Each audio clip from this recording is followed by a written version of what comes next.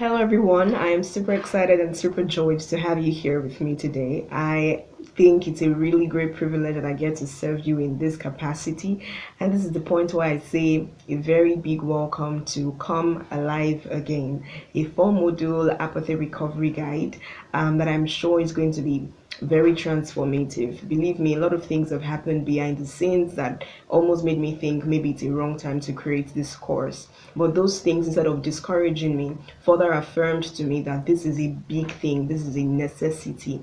And I'm super excited that I'm finally doing it. In case you do not already know, I am Tobiloba Sarah, and I am very passionate about people coming to the knowledge of God and how this influences them to identify their identity and identify with their identity. One of the philosophies that has greatly helped my mindset towards serving humanity is understanding the fact that we were created from partnership for partnership. The Holy Bible records in Genesis chapter 1 verse 26, then God said, let us make man in our image according to our likeness. Let them have dominion. Then God said, let us make man and let them have dominion. Let them have dominion over the fishes, over the birds, over the cattle, over everything. You probably would not understand the hugeness behind the creation of man until we cast an insight to how other things were created. God created every other thing as expressions of his creativity. But when it was time for him to create man, he did not just create us as one of those expressions. He created us to be creative with the core purpose of expressing our own creativity. Our existence as human beings revolve around three major themes: assignments, alignment, and alliances. Now, your assignment talks about your specific purpose in the entire scope of dominion. Your alignment talks about your receptiveness towards your assignment, and your alliances talk about the people that you were sent to and the people that were sent to you. Now, your approach towards these three themes is greatly hinged on three factors, which are people, environment, and situation. Now, all these things form the bedrock of our experiences. Now, when it comes to good experiences are good. Good experiences they encourage us. Good experiences, when you probably relive, good experiences, you still feel the butterflies in your belly and you just feel really good.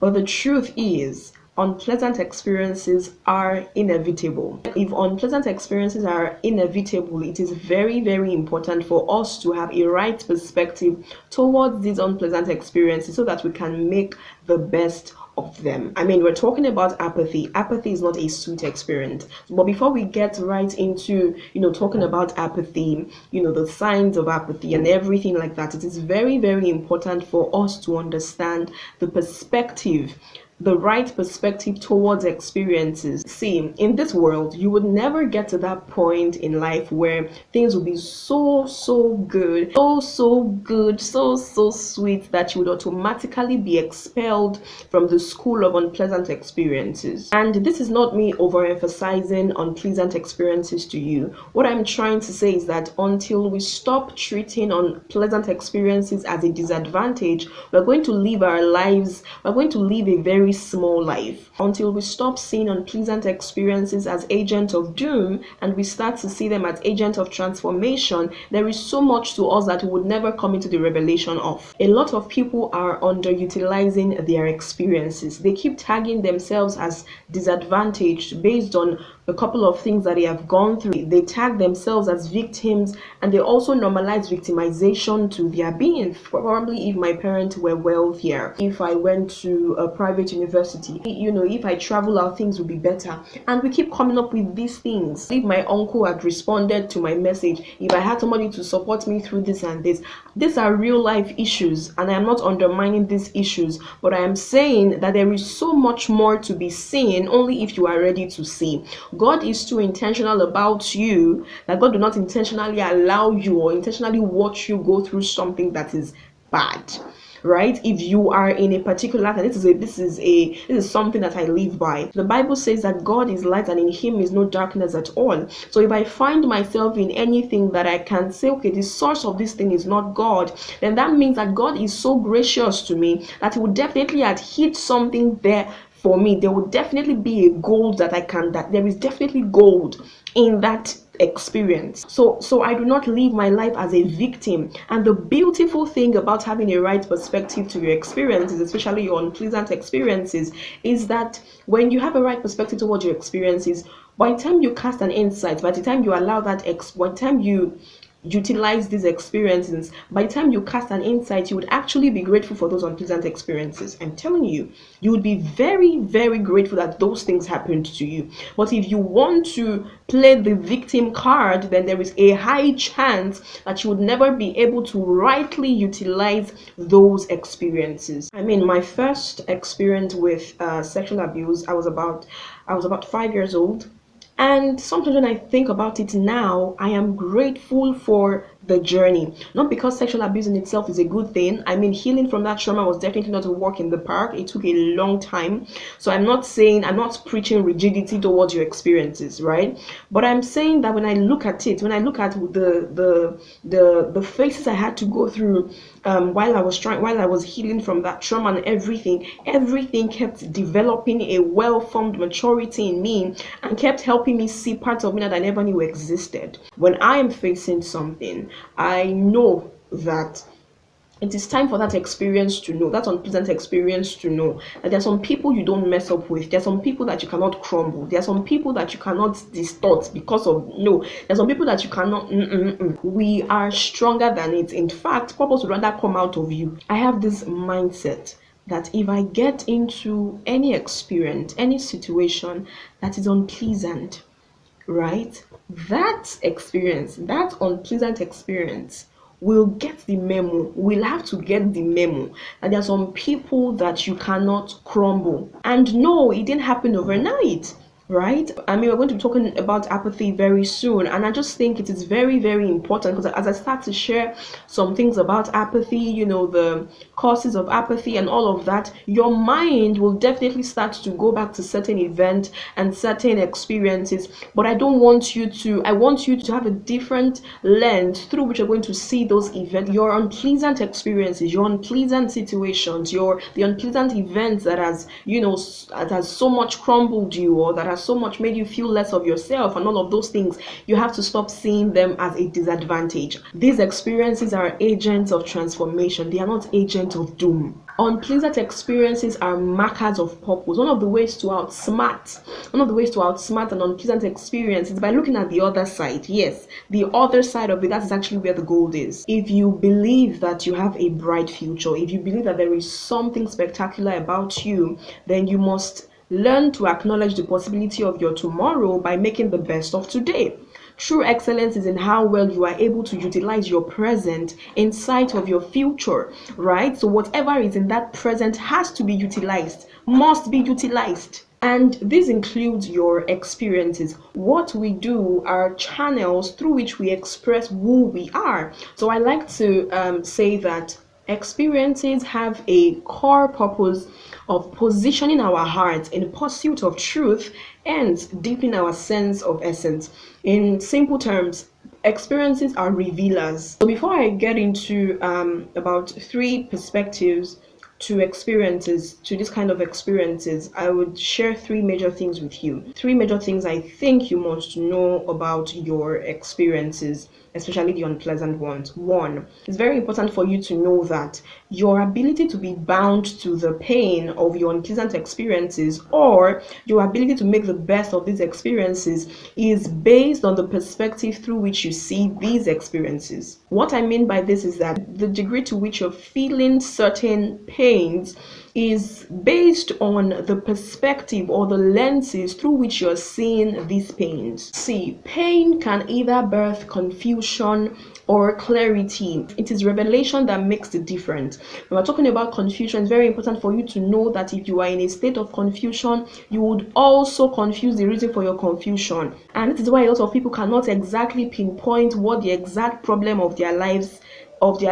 is. In fact, if they make an attempt at trying to describe the source of their problem, they end up describing the effects, not the main cause. See, when it comes to purpose, you would only see as much as you have the capacity to. So being prospective is in your ability to stay still in chaos, even though the chaos is daunting. Believe me when I say that stillness necessarily does not have to mean that you're just laughing through it, or you are being rigid towards these experiences. Being still initially can seem like you having multiple headaches because you're trying to rack your head and come up with different ways you can get out of this experience. But in your heart you have this strong belief that this experience cannot crumble me. This experience does not have what it takes to distort my identity. This experience does not have what it takes to tweak me off balance. If it tweaks me, then it is actually aligning me. It is not disrupting me. See, purposelessness is a pain enabler. You would not be able to find purpose in pain if you do not have an idea that your pain can actually produce purpose. And see, I'm not saying that the purpose is going to be clear immediately. In fact, sometimes you would never know the purpose of what you went through until sometime after. I am telling you, it is not every time that we feel all strong towards these unpleasant experiences. I'm saying that there is such a thing as having this vision, knowing that you have life, so much so experiences that are not pleasant cannot crumble the life. And that is why it is very important for us to interact with courses like this, things like this, so that even when it looks like we are losing it, there is someone to take us back to that place where we can see clearly. So it's very, very important for us to have a right perspective towards unpleasant experiences. If not, they're going to elongate the period with which you're going to experience the pain that can come with unpleasant experiences. Now, the second reason why it is very important for you to have a right perspective towards your experiences is that if you do not give a proper and a valid meaning to your experiences, your experience will come up with its own meaning and it will present itself to you as a true meaning or as the only meaning. So take for example that you were maybe where you came from, your family or whatever, people that you interacted with. If you were constantly made to feel small, if you were constantly belittled. Actually, if I was to sit down with someone who was or who was constantly belittled and it has really affected them, the very first thing I would say is that you see all those things, all those people that said all those things to you, and everything that made you feel like you were small, they were actually distractions. It's actually because you're a great person. That was why you were experiencing those kind of distractions, right? Those distractions just wants to distort your view of yourself, right? But as I was saying, if you constantly felt belittled, or if you were constantly treated as, if you were constantly belittled by people or whatever, after some time, if you do not start to give proper meaning to those experiences, if you do not start to really see and understand that those people are actually projecting their smallness on you, if you do not give a proper definition, a proper meaning to those experiences, after some time you would start to see yourself as disadvantaged, and you start to see yourself as small, and you start to see yourself as purposeless. The more you get rooted in your identity, one of the things that will happen to you is that you would stop putting yourself under pressure over other people's impairment. See, the more you take responsibility for your actions and your reactions, it will be easier for you to allow people to take responsibility for their actions and their reactions. What do I mean by this? The more you take responsibility for your actions, the more you are aware of the things that you have to work on. Oh, okay, I still have this and this to deal with, and you're really being sincere with yourself, and you're in that journey to, you're in that evolution, transformation and all of that beautiful stuff. It will also be easier for you to spot when people are just projecting their own impairment on you, and to be easier for you to allow them to take responsibility for it. The rate at which you would put yourself under pressure because somebody was projecting their own impairment will actually reduce. Oftentimes we wear wrong cloaks, we wear other people's cloaks because we have no idea of how beautiful our own cloak is. So Adam and Eve, when the serpent went to meet Eve, and very, very sweet, amazing story. It says, okay, if you eat this fruit, you're going to be like God, knowing the difference between good and evil. You're going to be like God. And she ate it because she thought she was going to be like God, because she did not know that she was already like God. I like to call something the tree of knowledge of good and evil syndrome. And guess what? A lot of people are suffering from this syndrome. How? They have subjected themselves to a lot of lies because they do not know that they are greater than that realm. So I'm saying that a lot of people have allowed unpleasant experiences define them, give them names, and they've accepted those names because they do not have an idea that they're actually greater than those experiences, and that those experiences do not have what it takes to actually define who they are. See, if the truth you want to believe about yourself is not in accordance with the nature of the truth, then that truth is definitely not a truth. That is a coded statement that I hope you got. Now, the third reason, and I think I might just round it off here, the third reason why you must have a right perspective towards your experiences is if you do not heal properly from a painful experience, there is a high chance that you would create a pattern of painful experiences in your life. You would create that, you're going to systemize it unknowingly, unconsciously. You're going to unknowingly and unconsciously create a pattern of painful experiences in your life. Now, there is this thing that people say, we heal differently, we heal differently. But let me tell you, if the difference in your healing scheme is not providing proper healing, then there is definitely nothing beautiful about your healing. So I'm just going to give an example. I'm going to give an example on, creating a pattern of painful experiences. Take, for example, if you disliked, any of your parents, maybe you disliked your father, for example, for whatever reason, it could even be valid reason. If you do not heal from whatever made you dislike your father, for example, if you do not heal from that thing, that experience, that trauma, whatever, if you do not properly heal from it, there is a high chance that you would end up, one, becoming like him, or becoming his extreme opposite. Two, you would end up attracting people like him into your life for revenge reasons or for closure reasons. I don't want to be like my father, I don't want to be like my mother, if that is everything. Because the truth about your subconscious mind is that your subconscious mind does not really work with knots. It does not really, do you understand what I'm saying? So if you keep saying to your mind, if you keep saying to yourself, I don't, that is the main thing that you presented your mind with, you most likely, it's a simple principle, as you behold, you become. Is a reality of life. As you behold, you become. So the more you keep beholding, I do not want to be like this image, you would end up becoming like that image. Now that is that. Another one is that you might end up attracting someone like him, right? Because a part of you probably wants closure.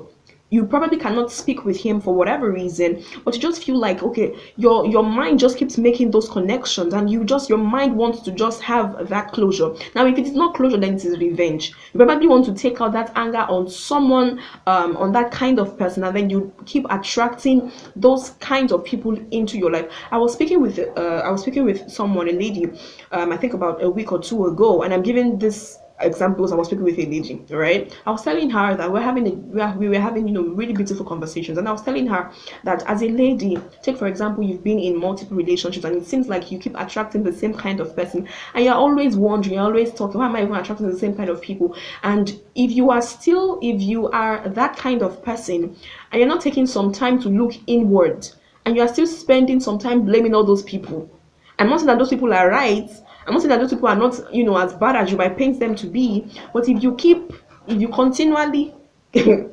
insult all those people without looking inward, then there is a high chance that you would never stop attracting those kind of people. You have to take responsibility by saying, what is in me that is attracting this kind of things? If you put sugar on the floor, ants will definitely come there. You might want to look inward and say, what is that thing? What is that impairment I am carrying that is making me like sweets?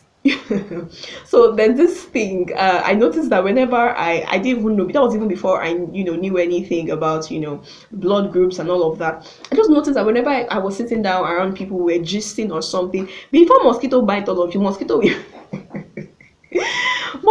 would have beaten me, and I'm like, what is it, for crying out loud? I mean, I still have a couple scars on my leg, and I'm like, why? And it was later on I found out that it's something that has to do with blood group. So because of my blood group, mosquito sort of gets more attracted to that kind of... Do you understand what I'm trying to say? So you want to definitely say, okay, what is that thing in me? There are some kinds of impairments that don't look bad initially. I'm telling you, I think I saw a post, and I posted it on my WhatsApp story. People pleasing is not a fruit of the spirit. Yeah, and I wrote it there that people pleasing is not a sign of virtuosity. The fact that you become a pro at coping with disparagement is not a sign of maturity. Suppressing your emotions is not synonymous to heightened spirituality. So what I'm saying is that the bad behavior might not even look bad. People pleasing sort of looks cute. It looks like you are being gracious, but is it really being gracious? There is a thin line between a noble selflessness and pathological altruism. I talk more about this in my book Revive. You definitely want to get it. I wrote that book in January, yeah, January 2024. So that book is a very I you definitely want to get revived. Now, how do I have a right perspective towards these unpleasant experiences? The very first thing I want you to know is that there are no entirely bad experiences. Now, hear me out, hear me out, hear me out. I know that these experiences are unpleasant, they feel bad, they feel crazy, they feel all of this. But I want you to just think about it. God is too intentional about you. God loves you too much. God loves you so much so he would not just leave you there. No, there are no entirely, that's the very first thing I want you to know. These are like mindsets, these are like chips that I want you to install in your mind. There are no entirely bad experiences. Yes, do crazy things happen? Yes. Do they happen? Yes. But I'm telling you, there are no entirely bad experiences. Experiences have a core purpose of positioning our heart in pursuit of truth and deepening our sense of essence. But now, you might not always understand it. You might not see the purpose. You might not see the purpose immediately. You might not see the purpose in the next 2 months. You might not see the purpose in the next 5 years. But believe me when I say that there are no entirely bad experiences. That is the first chip you want to install. I have this profound consciousness that I am the apple of God's eye. Like, I am His treasure. Like, I am well guarded. So it's just something that I have at the back of my mind. So if I find myself in any uncomfortable situation, I have that understanding is just there. That I am like this is something I want you to also install. Like, install this application in your mind that you are precious. You are a king and a priest. Do you understand? So there are no entirely bad experience. This is the first thing that's going. This is just there are no entirely bad experiences. Now, another thing I want you to know when it comes to having the right perspective towards experiences is the place of emotions, the place of emotionality. One thing I like to say about emotions is that the way to acknowledge your emotions is not by suppressing them. The way to acknowledge your emotions is by taking responsibility for your healing. You do not acknowledge your emotions by suppressing your emotions. You do not acknowledge your emotions by blaming yourself or by blaming people. Yes. Yeah, I'm not saying that. This is the place where I say that I'm very, very aware that people can be facilitators of unpleasant events or unpleasant experiences. But if you truly want to be healed, if you truly want to take full responsibility take full responsibility for your wellness, if you truly want to make the best of your experiences, then you have to quit. Like, you have to remove that blame shifting mentality. Is a very dangerous path. Is a very dangerous one. Do you understand what I'm saying? So the way to acknowledge your emotion is not by blaming yourself or blame shifting. You don't want to be in that self-righteousness corner, and you also don't want to be in that self-condemnation corner. Do you understand what I'm trying to say? So you want to acknowledge your emotions by prioritizing your personal wellness. You want to prioritize. That is how to properly acknowledge your emotions. Now, another thing I want you to know about experiences is that and the right perspective to view your experiences through, experiences are aligners. Right? Experiences align us. And the beautiful thing about alignment is that alignment is not always, oh, I want to go here, then I go there. Right? Alignment can mean detours. Alignment can take you off balance. Do you understand what I'm saying? Alignment can take you off what you already define as balance. So I think it's the point where I share with you how I got to this stage. So this is like my first personal development course. I've created makeup. I've created courses on makeup, fashion illustration. This is like my first personal development course. How did I get here? How did I get to being passionate about people coming to the reality, people knowing, people becoming the best version of themselves? How did I get here? an experience aligned me here. I'm going to share it with you in a bit, right? So I think I got into a stage in my life. I got to a stage in my life where I'm multi-skilled, I am multi-talented. So, and the thing about being multi-skilled and multi-talented is that if something is not working, it is easy for you to get on another thing. You learn things fast. You learn things, fast. It is easier for you to, get into different things. You're a process person. It comes with being multi-talented. And then I got to a point in my life where I was tired of every single thing. I was just done. I did not know why I was tired. I just knew that everything was boring to me. I was just tired. I was just there. It didn't like I was it, the things that used to interest me just no longer interested me, and I was really getting perplexed. And that experience that time in my life really took me in because now I didn't like all those things anymore. So it took me in for proper alignment. So I was just really burnt out. And this is the point where I talk about burnout for a bit. So I know that there's a place of you experiencing burnout, and you probably just need good food, you probably need a good sleep, you need just need to take water. I understand that place. But when we want to really really talk about burnout, you experience burnout when you are doing something that you're probably not supposed to be doing at a particular time. What I'm saying is that sometimes stress is when you've tried to cure the stress, you've tried to do all the things, you've tried to get a good sleep, and you're just still feeling stressed. Sometimes a stress is like a signal, it's like a pointer, it's like a marker that you are acting out of purpose. Right now, for you, it might not be an entire what's it called? It may not be an entire detour. It might not be an entire detour from one scope to the other scope. It might just be that you're in the right scope, but you're doing the wrong thing. So for me, I just really got to that point where I was tired of the things that I was used to for no reason. I don't know why I got tired. I just got tired and I was just getting frustrated. And that was actually when that season just sort of brought me into this place where and I started to it was I remember that because I'm one of those people that when I was since when I was young, I started to experience different things. I remember I was just this is a couple years ago. I was gisting with my people, and somebody walks past, and we were all gisting, we were all talking. Somebody comes into this thing, and the person looked at me and said, "You were talkative." The person was not joking. The person said this seriously. So when I was young, I've experienced all those backlash, little here, little there. And one of the ways I thought of, shielding myself is that, what, I'm not going to be that. I just want to feign naiveness. Like, I just want to, I just want to be that, oh, she's cute, but she doesn't do anything. I do not mind.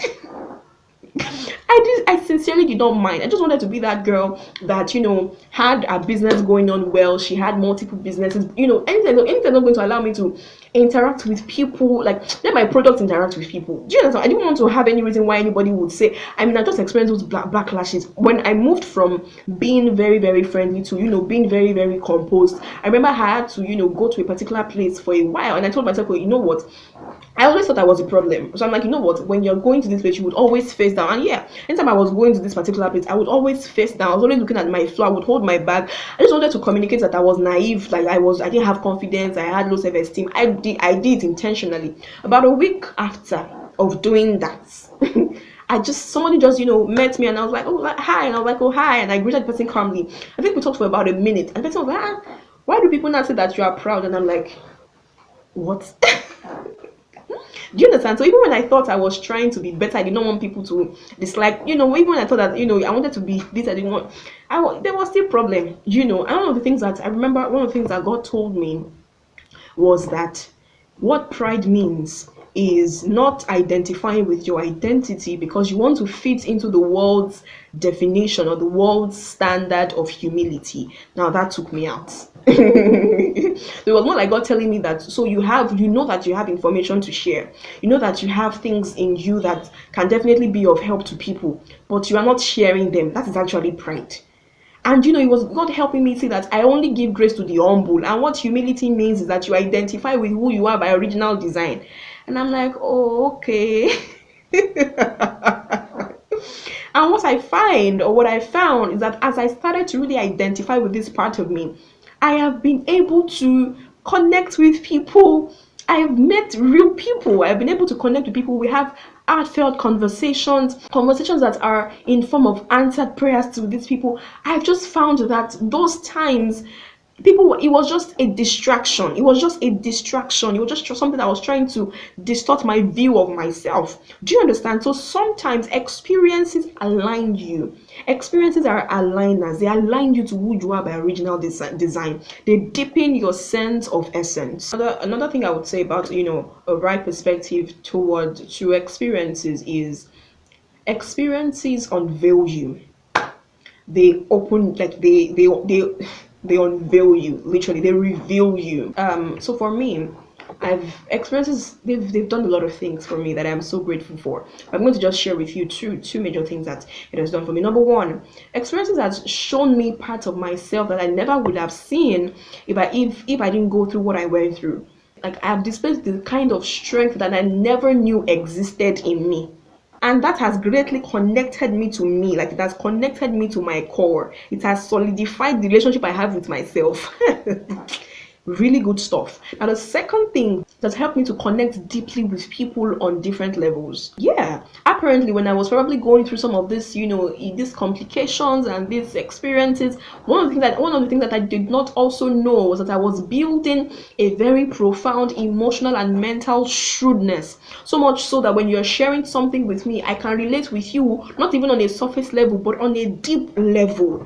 And it has allowed me to be able to communicate with people, have really beautiful, deep conversations with people, beautiful conversations with people. Do you understand what I'm trying to say? So experiences unveil you. They help you to see. They help you to see who you really are. You get to see part of yourself that you would definitely not have seen had it been you did not go through that experience. Do you get? Your life is so precious. God cannot mismanage your life. Nothing is a waste in your life. Like, nothing is a waste in your life. Your life is precious.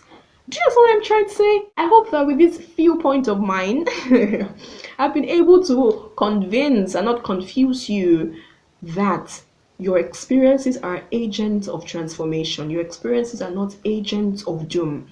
Right? So I'm really hoping that you would go into the next modules with this heart, with this consciousness. And I'm going to see you in the next one.